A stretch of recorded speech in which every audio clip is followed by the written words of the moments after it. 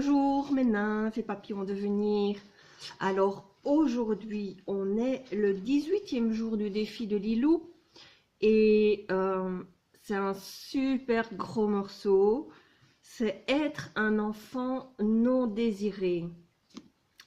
Donc là c'est pour moi voilà un gros morceau parce que je pense que nous sommes énormément dans ce cas et Peter Koning a mis en évidence qu'être un enfant non désiré, ce qui veut dire pas aimé, mais on verra après, ça peut arriver à différents niveaux, impacte le rapport à la vie et à l'argent. Donc voilà, on est en plein dedans et en plein,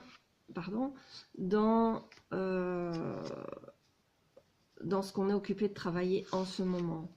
Et par le fait d'avoir été un enfant non désiré à plusieurs niveaux, d'abord au niveau de mes parents désiraient, en tout cas mon père désirait très fort des garçons, il a eu 2 filles, pas de chance, et en plus je pense que sur un travail que j'ai fait sur moi-même, ma mère n'était pas prête à avoir un 2e enfant quand je suis arrivée.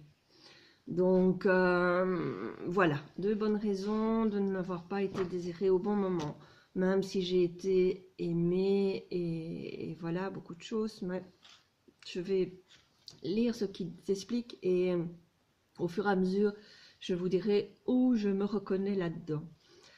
Ça vous permettra peut-être de vous reconnaître aussi dans ces différents points. Donc, alors, le non-désir peut se manifester de plusieurs périodes. Donc, c'est ce que je vous disais, il y a différentes manières d'être pas désiré. Donc, je viens déjà de vous en citer 2. Donc, il y a à la conception, donc un où les 2 parents ne désirent pas l'enfant à ce moment-là. Donc, c'est le cas de ma maman qui n'était pas prête, je pense. Au moment de la naissance, un où les 2 parents désirent un enfant d'un autre sexe, donc c'est 2e pour moi, ou au cours de l'enfance, un où les 2 parents ont du mal à assumer leur parentalité, principalement face aux événements non résolus avec leurs propres parents souvent, et donc transmettent à l'enfant leur peur et manque, et celui-ci interprète ainsi qu'il n'est pas aimé et éprouve un sentiment d'insécurité auprès de son père et d'amour conditionnel auprès de sa mère. Donc là aussi, je pense que j'ai cumulé les 3, je pense, quelque part. Donc, alors, l'enfant non désiré, parce que ça se peut que vous ne sachiez pas du tout ça. Moi, je le sais par le travail que j'ai déjà fait sur moi et aussi parce que c'était clairement exprimé le fait qu'il voulait des garçons. Donc ça, c'était clairement exprimé, mais le reste a été trouvé avec le travail que j'ai fait sur moi-même et au fur et à mesure, voilà, des découvertes de ce qu'il y avait. Alors, l'enfant non désiré va naturellement se dire,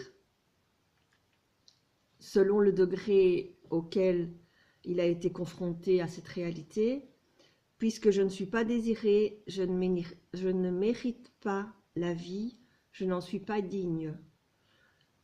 Et cela aura un inconvénient et des répercussions sur ses choix de vie et donc son rapport à l'abondance. Par exemple, il en fera beaucoup et mettra la barre très haut pour montrer qu'il mérite la vie. Il voudra être parfait, le gentil petit garçon ou la gentille petite fille, pour plaire aux parents, à son parent concerné ou à ses parents concernés. il ne supportera pas de commettre des erreurs, se voyant comme une erreur, ou aura une grande facilité à donner de son temps, son soutien, voire son argent, mais beaucoup de difficultés à recevoir. Alors, pour ma part, c'était aussi essayer de toujours être la gentille petite fille, la gentille petite fille qui fait au mieux, mais d'une maladresse incroyable, qui va aller chercher, fera toujours le contraire de ce qu'on dit, mais inconsciemment, je me mettais dans les difficultés et dans les problèmes pour avoir l'attention de mon père. Parce que, voilà, pour moi, je fonctionnais à l'envers et je devais attirer l'attention pour avoir cette attention, justement, en étant en conflit. Donc voilà, j'étais hyper maladroite. Quand on me demandait d'aller chercher quelque chose, d'office, je ramenais autre chose parce que je ne me souvenais plus en arrivant là-bas ce que j'avais besoin. Et d'office, je prenais l'inverse. Donc, voilà, c'était ma manière à moi de fonctionner. Donc, c'est une possibilité aussi.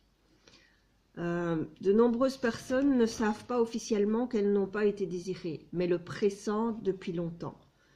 Alors, le but de ce défi n'est pas d'amplifier un problème ou d'en créer, ou de remuer le passé, mais de faire prendre conscience de croyances et de pensées dont vous pourrez, au cours de ce défi de 100 jours, de vous libérer quand le moment sera venu pour vous. Donc, pour ça, il faut répondre le plus sincèrement possible aux questions qui sont éveillées. Donc, je vous les lis presque tous les jours.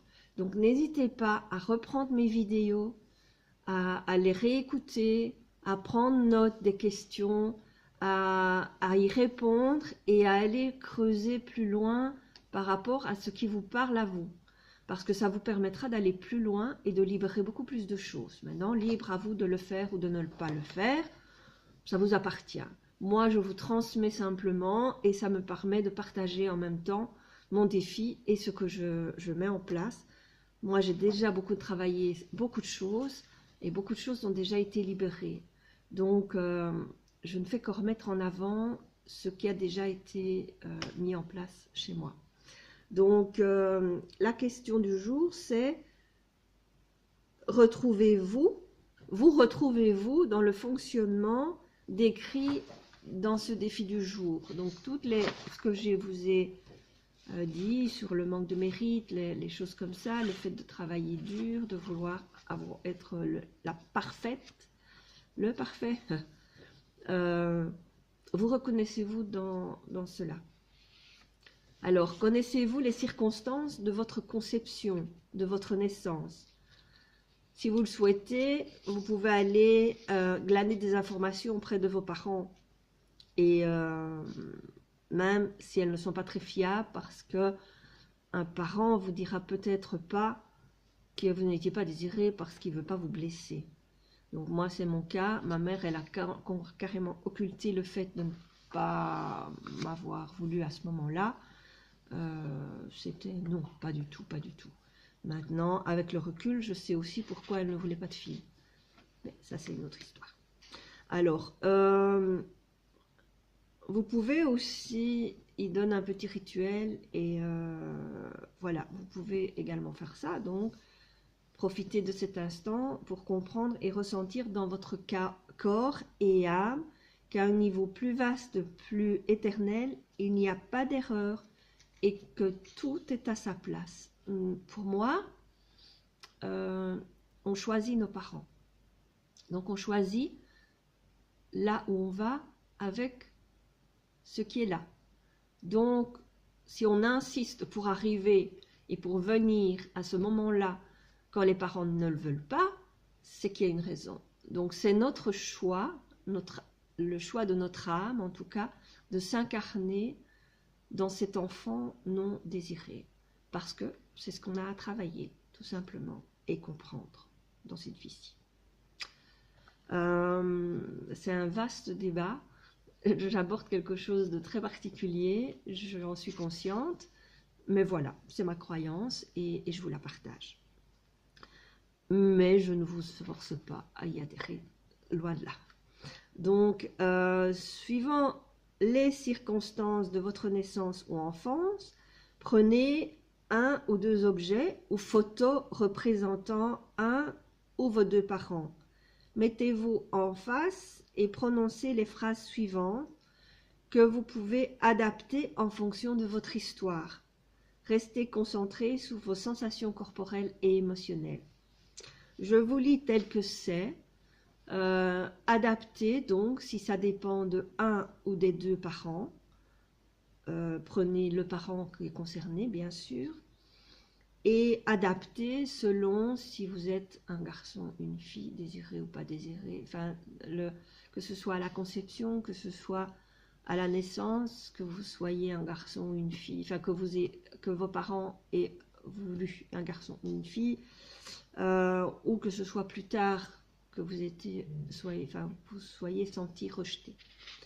Donc, adaptez vraiment ce texte à votre meilleure convenance. Donc, je vous le lis. N'hésitez pas à mettre la vidéo sur pause et à réécouter ou à recopier ça pour le lire facilement quand vous le faites l'exercice, si vous faites l'exercice, bien sûr. Donc, papa et maman, ou papa ou maman, je suis un cadeau de la vie, même en étant non désiré, ou même en étant un garçon, ou même en étant une fille. Papa et maman, ou papa ou maman, je suis un problème ou une source de problème et c'est pleinement OK. En général, les enfants non désirés n'aiment pas créer de problèmes et font tout pour éviter de passer pour une source de problèmes et parfois finissent par l'être réellement, ce que je faisais. Vous pouvez changer dans la première phrase cadeau de la vie par être d'amour. Reliez-vous à votre cœur, au cadeau que vous êtes en formulant ces phrases. Donc c'est vraiment deux petites phrases toutes simples, papa et maman. Je suis un cadeau de la vie ou un être d'amour, même en étant non désiré. Papa et maman, je suis un problème ou une source de problème et c'est pleinement OK. Donc voilà. Alors, relisez ces phrases aussi devant un miroir, en vous regardant dans les yeux et en recevant tout l'amour que vous vous donnez à présent. Vous sentirez alors le moment où ces énergies et cet amour se relieront. Vous êtes apaisé et serein. Si vous en éprouvez l'envie, répétez tous les jours du reste du défi des 100 jours. Donc voilà, cette petite phrase courte, vous pouvez aussi la répéter tous les jours devant votre miroir. Je pense que c'est un exercice hyper puissant. Que malgré si j'ai déjà travaillé beaucoup de choses, je vais le faire aussi. Alors aujourd'hui, j'ai envie de tirer une carte du tarot zen de Osho, que j'aime beaucoup. Et donc, pour ce travail d'aujourd'hui sur le fait de ne pas être désiré, je tire une carte qui est, forcément, le rebelle. Et le rebelle est quelque chose que je connais bien. Étonnant, n'est-ce pas? Alors, le rebelle, l'être accompli ne peut pas être soumis à l'esclavage ni être emprisonné. C'est bien là le problème. Un homme qui connaît et vit sa vérité intérieure est difficile à manipuler et est par conséquence un perturbateur. Mais la foule ne veut pas être dérangée par ce genre d'homme, même si elle vit dans la souffrance. Elle est habituée à la souffrance. Pour elle, tout homme qui ne semble pas souffrir est un insolite. L'être accompli est l'étranger le plus frappant dans ce monde. Il semble n'appartenir à rien ni personne. Aucune organisation, aucune société et aucune nation ne peut l'influencer. Le commentaire, peu importe qu'il soit riche ou pauvre, le rebelle est un véritable empereur car il a brisé les chaînes répressives de la société et des opinions. Il a découvert sa vraie nature et il est bien décidé à vivre en harmonie avec elle. Le rebelle nous invite à prendre courageusement la responsabilité de ce que nous sommes vraiment et de vivre notre vérité. Bon ben voilà, si ça vous parle, je veux aussi tirer une carte des lettres hébraïques pour nous accompagner cette journée dans ce travail sur nous qui est hyper fort et hyper puissant. Et ces cartes sont très puissante aussi. Et nous avons encore une Noun finale. Donc le Noun final, la partie horizontale de Noun se déploie dans la verticalité et plonge dans les profondeurs. Elle devient l'image même de la verticalité qui pénètre jusqu'au cœur de la matière et l'unit au soleil. L'alchimie divine est accomplie. La pierre la plus dense se découvre pure lumière. Elle n'enferme plus l'épée du roi, Excalibur, se dresse de la terre même jusqu'au niveau des cieux. L'ombre a tant été aimée qu'elle en est devenue clarté. Noun final nous aide à réaliser cet accomplissement dont elle proclame pour le monde, dont elle proclame que le moment est venu. Donc voilà, le moment est venu de vous libérer de ça, je pense, puisqu'on est justement en train de bouger ça. Donc voilà, je les laisse sur mon bureau pour la journée. Orion vient vous dire bonjour, bien sûr. Donc, ben voilà pour aujourd'hui, un beau travail de fait. Longue petite vidéo hein, avec ce défi, parce que ce défi est hyper important, je trouve, et il y a beaucoup de choses qu'on est occupé de nettoyer par rapport à l'argent. Donc, pour ma part, hier, j'étais un peu relax et j'ai été au ralenti parce que j'étais vraiment en manque d'énergie. Aujourd'hui, là, j'ai retrouvé un petit peu d'énergie, donc j'ai beaucoup de choses à faire. Merci à Jacqueline d'être mon aide-mémoire, et tout à fait, elle l'a dit justement hier, mais c'est tout à fait ça, de me rappeler les différentes petites choses que je peux faire pour la promotion de mon site ou même pour d'autres choses, mais elle est de très très bons conseils et je l'embrasse au passage et la remercie de tout cœur. Donc voilà, elle m'a conseillé de ne pas oublier tout ce qui est les autres réseaux sociaux, dont Twitter, Instagram, vidéo, enfin bon, plein d'autres sites qui professionnels, comme bon ben j'en oublie mais c'est pas grave, LinkedIn et voilà et compagnie. Donc je vais essayer de faire ça aujourd'hui, en plus d'autres choses que je dois préparer pour la venue de Marie ce vendredi. Donc voilà, alors pour ceux qui sont en Belgique, Marie sera ce week-end à Villers-la-Ville pour la foire du livre.